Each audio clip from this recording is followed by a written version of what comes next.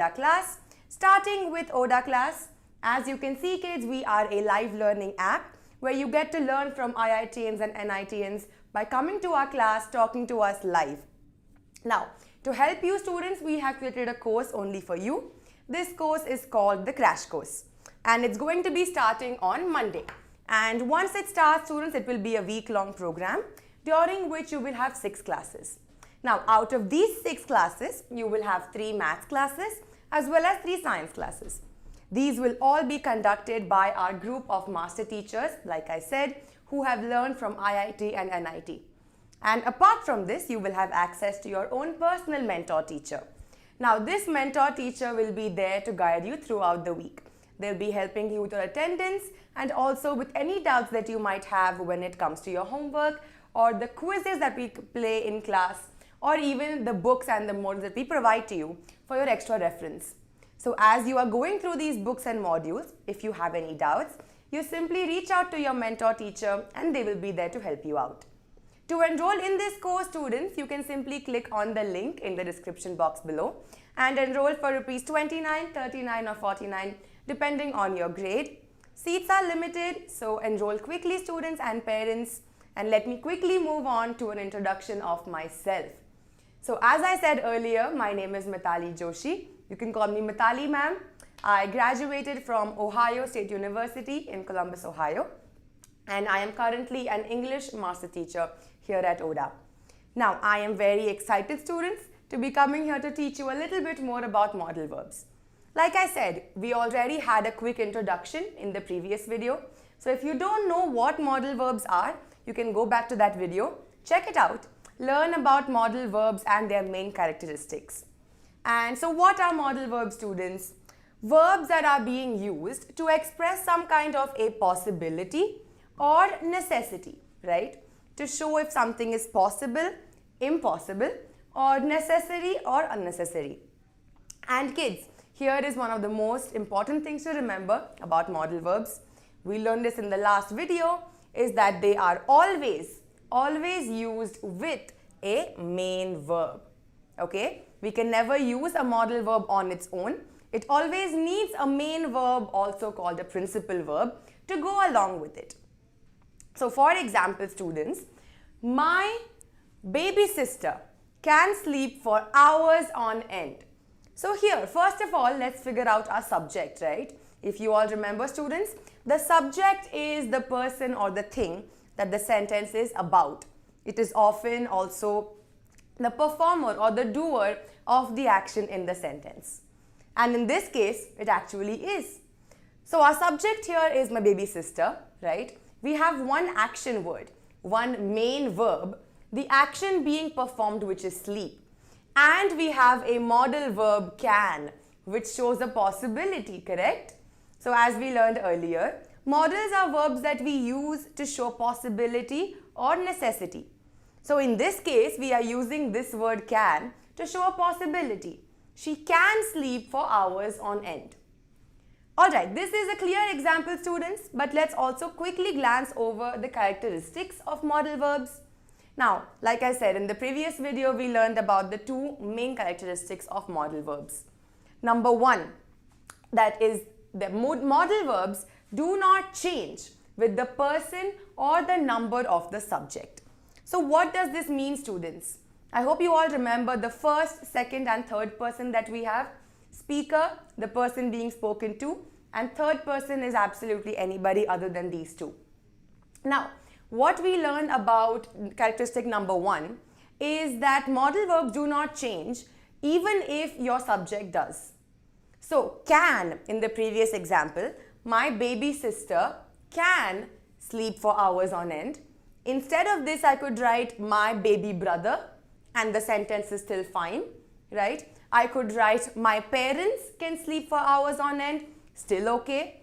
I can sleep for hours on end, you can sleep for hours on end.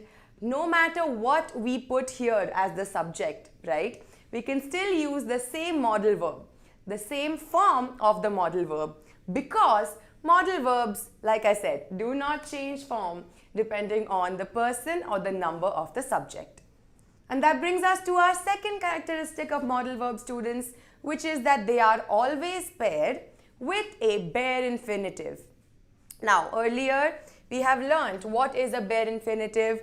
A bare infinitive is the form of the verb without the word to in it. Okay?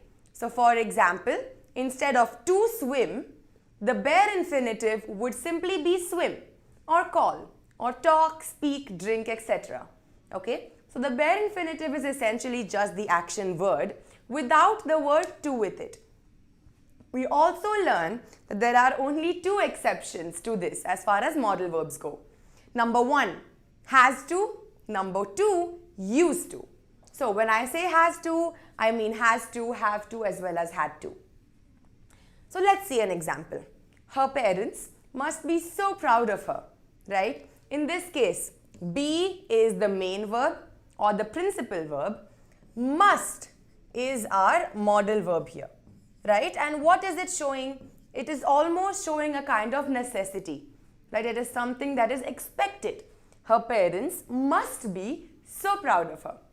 Let's take one more example, students, and let's think about it. Her parents must be so proud of her. I can replace this with her brother. So I change the number of the subject and my modal verb remains the same. So I hope these two things are very clear to you all, students.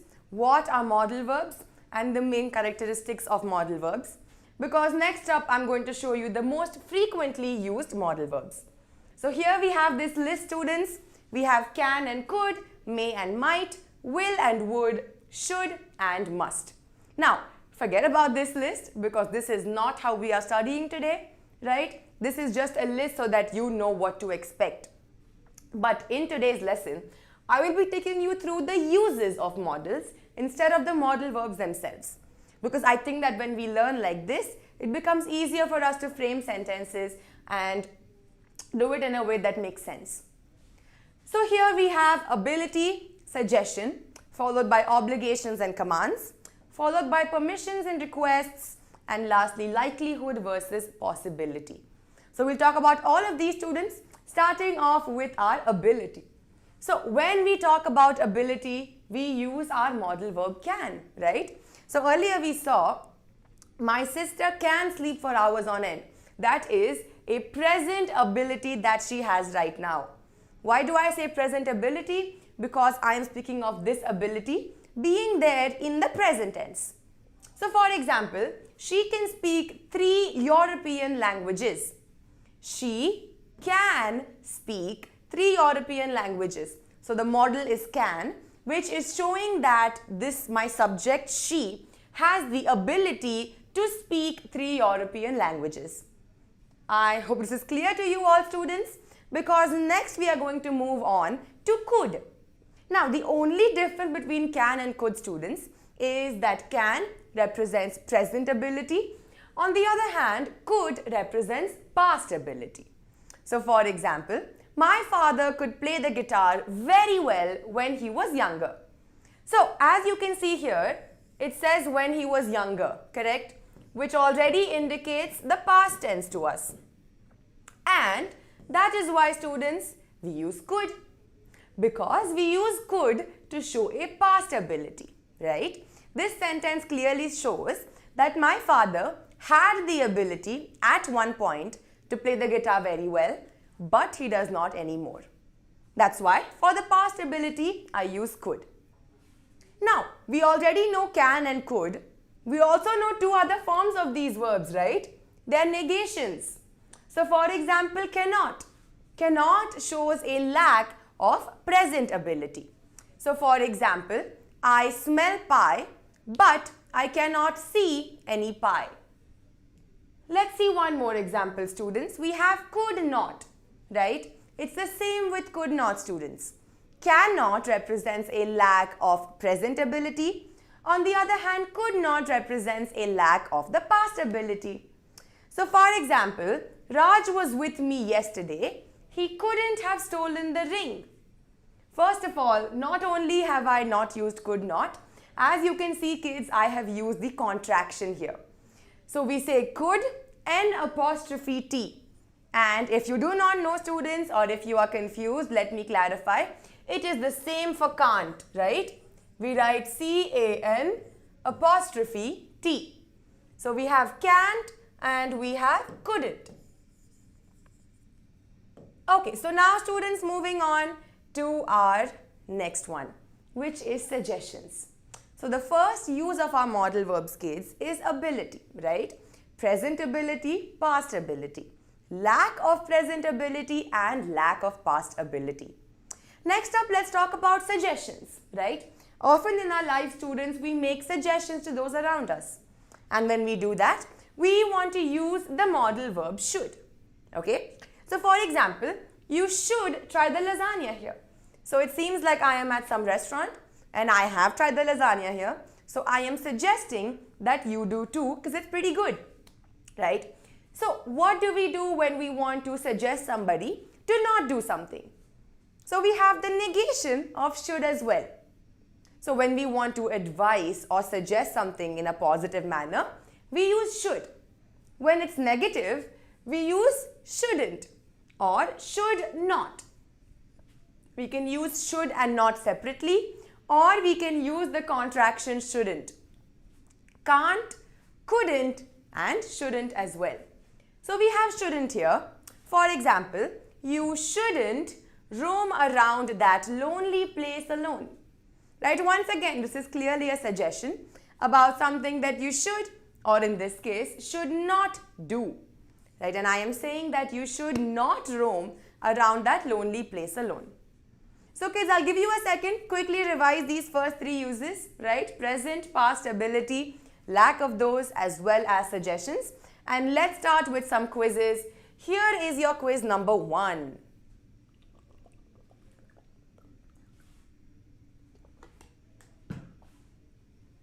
So as you can see, students, my sentence says, I blank run 4 kilometers every day when I was 12 years old.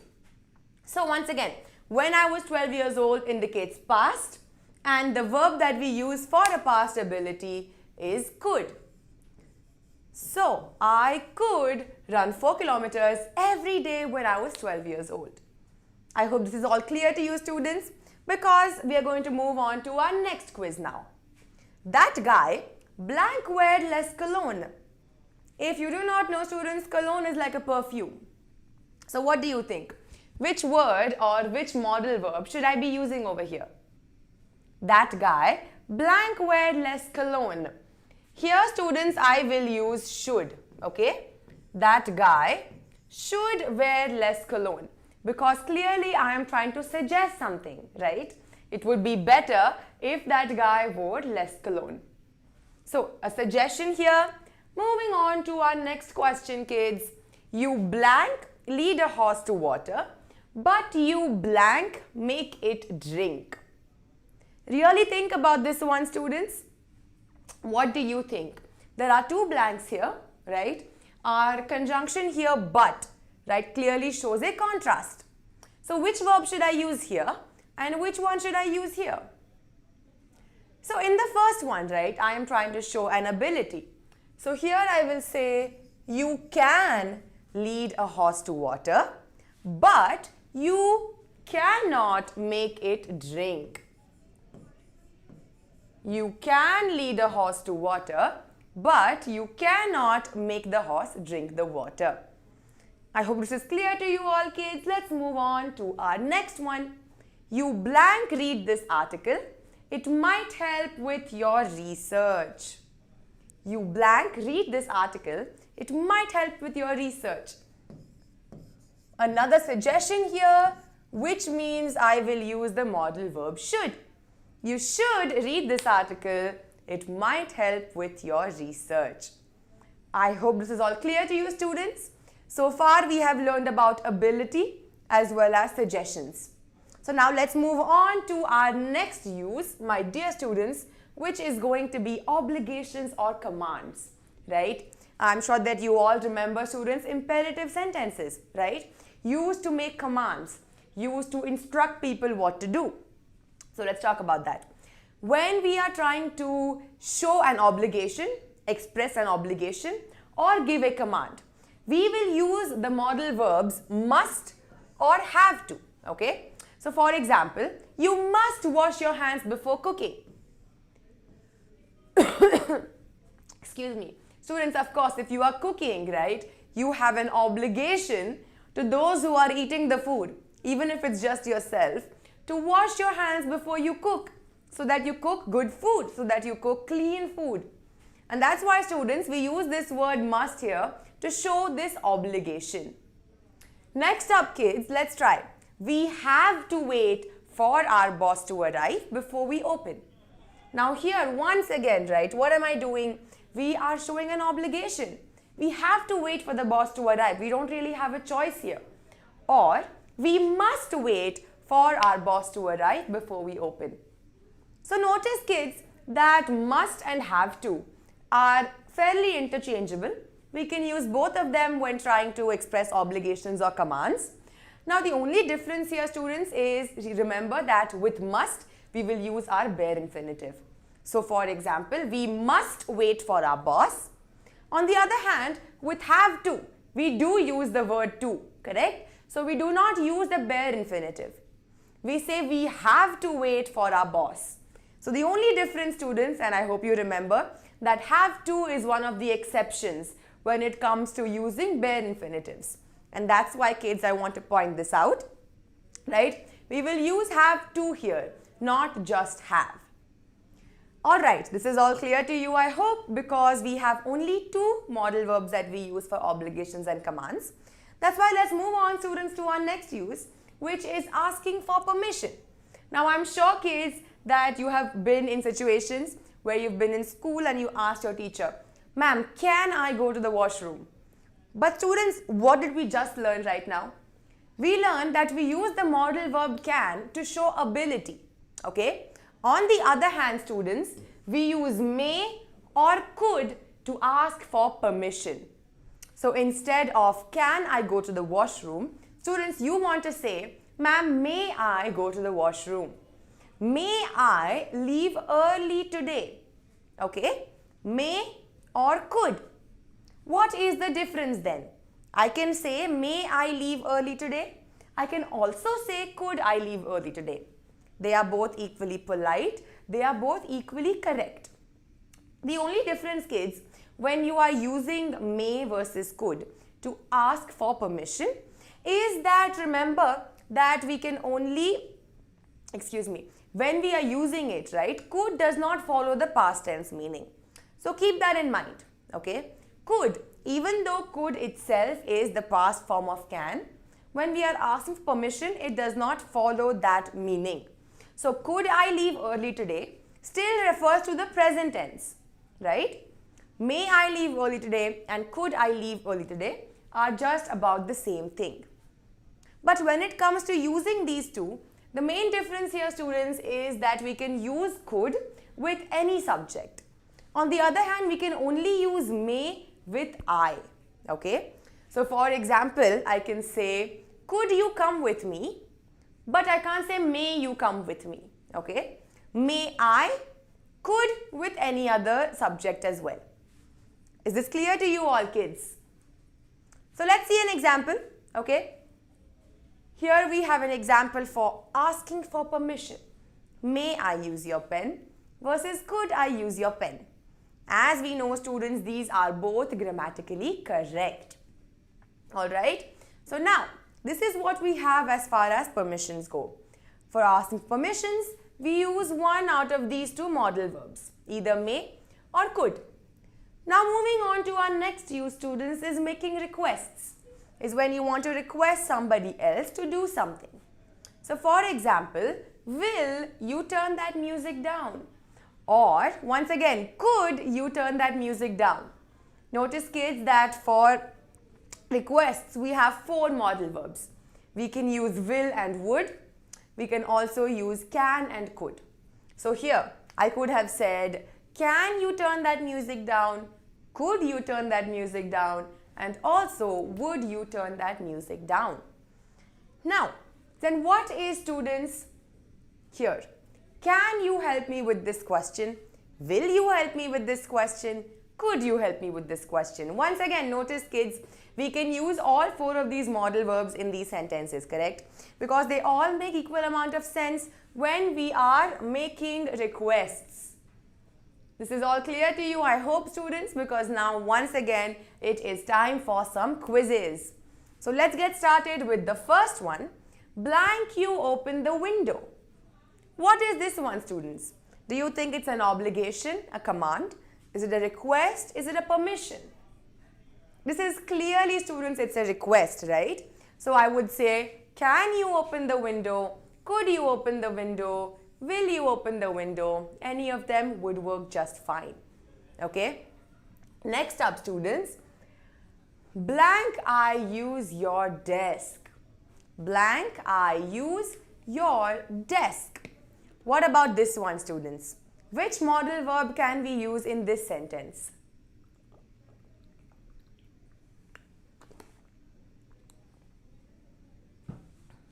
Very well done, kids.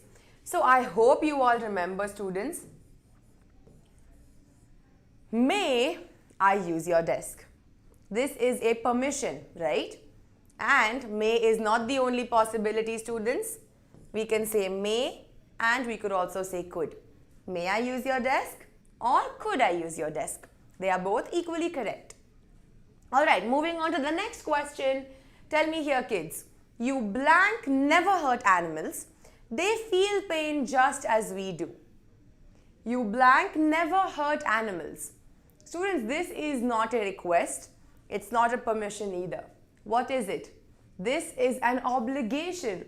You have an obligation to not hurt animals.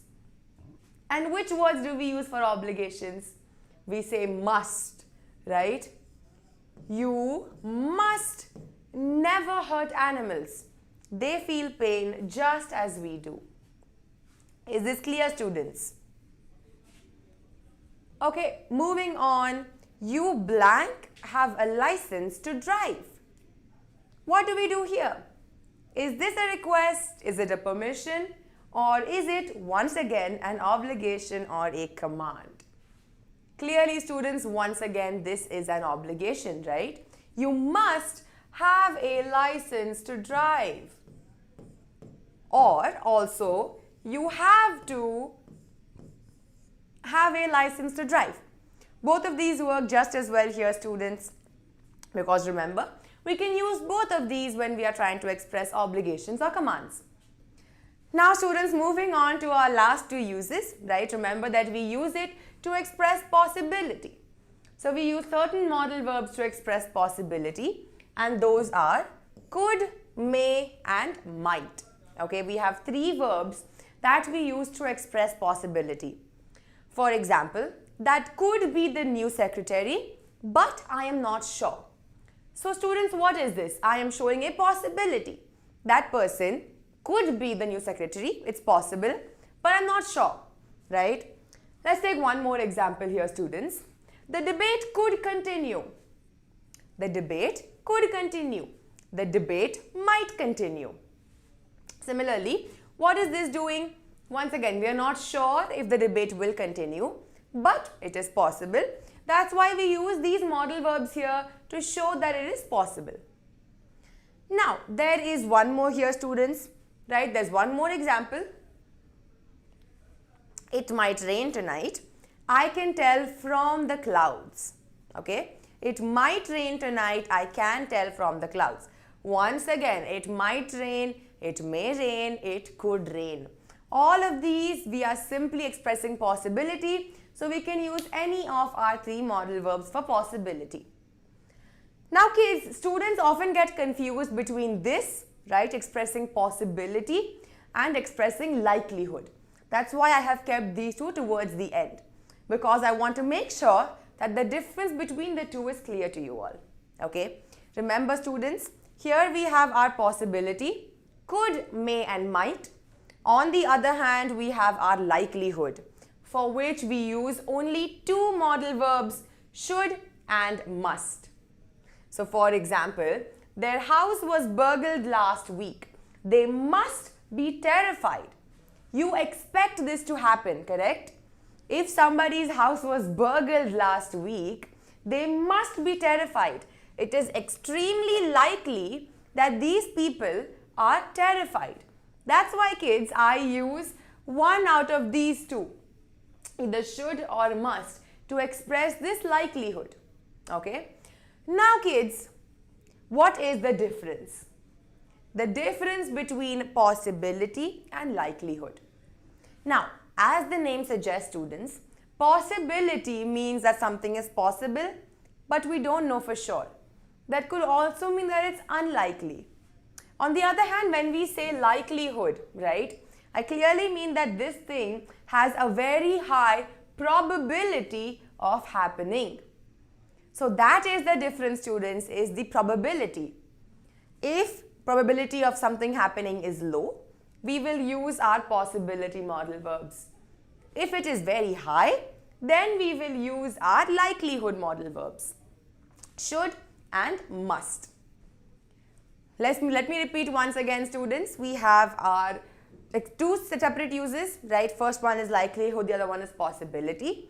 And the only difference between these two, students, apart from the modal verbs, is the probability.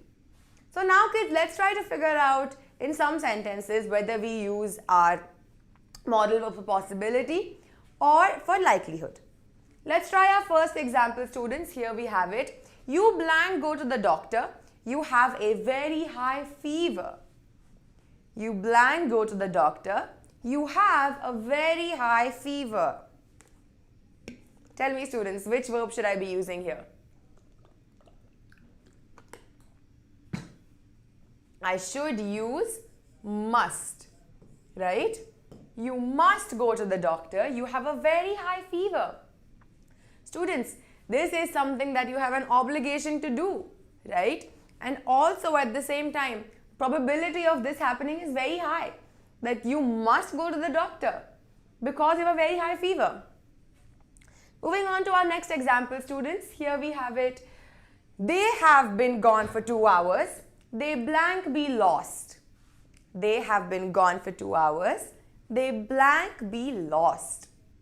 Now in this case, okay, it is a possibility.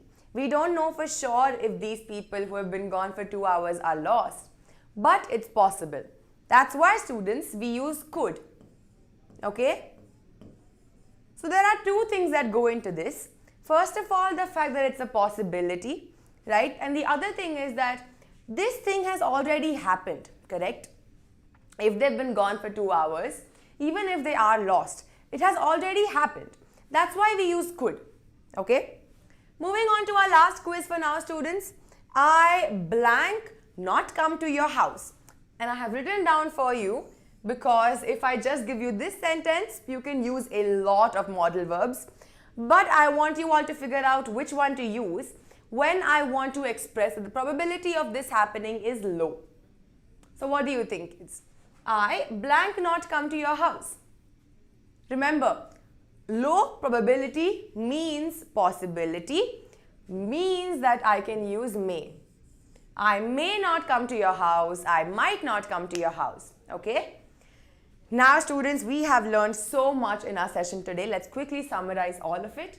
Right here we have our first three uses. We learned about ability, right? Lack of ability as well. In the present with can, in the past with could. We learned when we make suggestions, we always want to use the modal verb should. And when we want to express obligations or commands, we will use either of our modal verbs must or have to. Okay? Moving on to the next few uses of our modal verbs that we learned about. We have our permissions, right? When we are asking for permission, we can use both may and could. Remember, students, that we can only use may with I, but we can use could with other subjects as well. And then we have our requests. When we request somebody else to do something, we have 4 modals that we can use for that: will, would, can, and could. Can you help me with this? Will you help me with this? Could you help me with this? Okay? Moving on to our possibility versus likelihood, the most often confused modal verbs. For possibility, we use could, may, and might. For likelihood, we use should and must. Remember, kids, that possibility means low probability, right? Likelihood means high probability. Alright, now kids, we have learned so much, like I said, and I hope that you've taken notes of everything and have had an amazing time learning with me, because let me tell you how to have even more of a good time. It is on the ODA app. So like I said, students, we are a live learning app, right, which means you can talk to us in lifetime. So right now, I'm sure some of you have questions that you've put in the chat box in the comments, but I'm not able to see them, right? On the other hand, when we have a class on the ODA app, what we do is we are able to give mic access and video access to our students directly, so they can ask us questions in real time and get their answers as well. Like I said, we are starting our own course, which is called the Crash Course, which is starting on Monday. It is going to be a week-long program, right? And during which you will have 3 maths as well as 3 science classes. And these will all be conducted by our teachers who have learned from IIT and NIT. And apart from this, you will have access to your own personal mentor teacher, right, who will be there to guide you throughout this week. So they'll be there to help you no matter what doubts you have, right? Whether you have these doubts as you are doing the homework, as you are going through the quizzes from class, or even if you're going through the books and the modules that we will give you for your extra reference. To enroll in this course, students, you can simply click on the link in the description box below and enroll for Rs 29, 39 or 49 depending on your grade. And let me tell you, students, the best part about learning on the app is that you get rewarded, right? Not only do you get to interact with us live, but you also get rewarded for interacting and for participating and for learning. And we do that through our ODA coins, right? So we give out coins for students who are attending class on time, students who are answering quizzes correctly, students who complete their homework on time, right? So as you learn, each step of the learning process is rewarding you in some way, okay? So kids, you can, once you have enough coins, of course, what do you do with these coins? You go to the ODA mall and then you're able to buy things. You can redeem your coins, right, for things like a smart water bottle, smartwatch, smartphone, etc. I hope you enjoyed this video, students. You can like and share this video if you enjoyed it, and also subscribe to the channel so that you don't miss any future videos. I hope to see you all in the Crash Course, students. Bye for now. Thank you all.